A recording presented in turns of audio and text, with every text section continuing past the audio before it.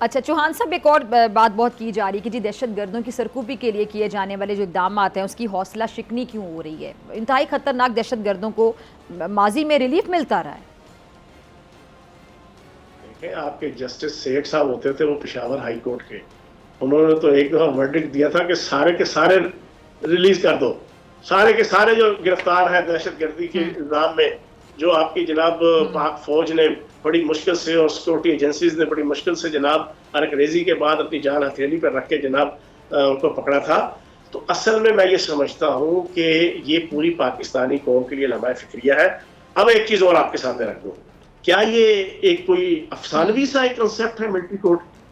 क्या military court का कोई नया कंसेप्ट है? 1952 से लेके आज तक पाकिस्तान के अंदर हजारों केसेस, सैकड़ों केसेस मिलिट्री कोर्ट्स के अंदर सिविलियंस के चले हैं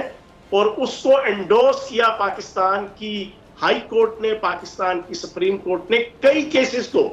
और फिर एक और बड़ी दिलचस्प बात, एक बड़ा गलत कंसेप्ट जो पेश किया गया और अभी भी आप पब्लिक ये समझते हैं शायद मिलिट्री कोर्ट के अंदर जो केस चलेगा बस उधर ही फैसला, उठे ही जनाब सीधी गोली मारनी है तो सीधा फांसी दे फंदे चढ़ाना है। नहीं भाईजान, ऐसी बात नहीं है। मिलिट्री कोर्ट के फैसले को हाई कोर्ट के अंदर भी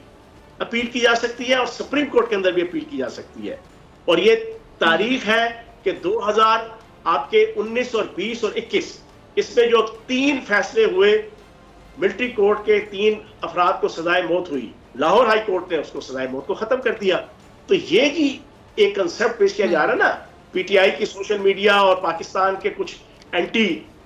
जनाब स्टेट एक्टर्स हैं, उनके जो सोशल मीडिया के जो फिनोमेनास हैं और उनके जो सोशल मीडिया हैंडलर्स हैं, वो पूरी पाकिस्तानी कौम का जहन खराब कर रहे हैं कि शायद मिलिट्री कोर्ट पहली दफा पाकिस्तान के अंदर जनाब कोई बनने लगी है सिर्फ और सिर्फ जनाब इस 9 मई के वाकये की वजह से पॉलिटिकल जनाब विक्टिमाइज करने के लिए सारा। नहीं जनाब, नहीं, ऐसी बात नहीं है। अब हम 9 मई के हवाले से अगर हम आए, डॉक्टर साहब आप मुझे ये बताएं, दिल पे हाथ रखें, जी जी, 9 मई के वाकयात, जी जी,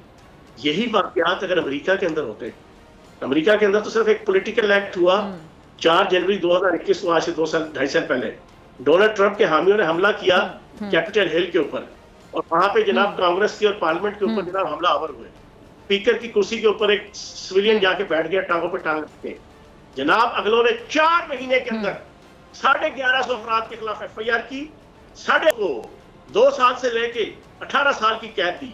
और जो स्पीकर की असम्बली कुर्सी पे बैठा था ना टांगों पर टांगे रख के, उसको 14 साल की सजा हुई। आप मुझे ये बताएं, उसको कहते हैं एम्पावरमेंट ऑफ लॉ,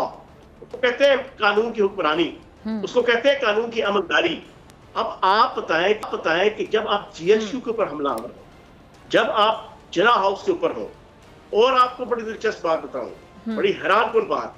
मियां वाली एयर बेस के जहां पर 4-4 अरब रुपए का एक त्यारा खड़ा था और उस त्यारे को आज तक ना मोसाद और इजरायली फजाइया ना इंडियन फजाइया वो छू नहीं सकते थे, उसको देख नहीं सकते थे। आपके लिए और पूरी पाकिस्तानी कौम की इत्तला के लिए अर्ज है, ये पीटीआई के इन आम बेचारे मासूम लोगों को जहन को गंदा करके उनको तैयार करके वहां भेजा गया। उन्होंने पहली दीवार तोड़ी उस एयरबेस की, दूसरी दीवार तोड़ी जिसके बिल्कुल साथ त्यारे खड़े थे, त्यारे जलाने के लिए 4-4 अरब रुपए का एक त्यारा था। अब आप क्या समझते हैं कि अगर ऐसी एक्टिविटीज को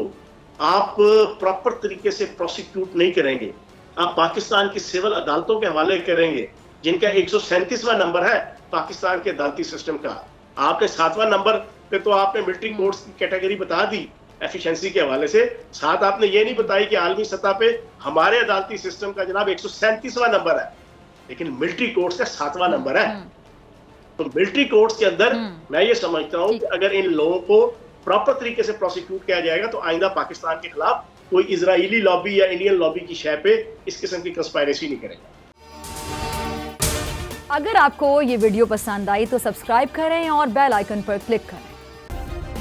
सब्सक्राइब करें और बेल दबाएं ताकि कोई खबर रह न जाए।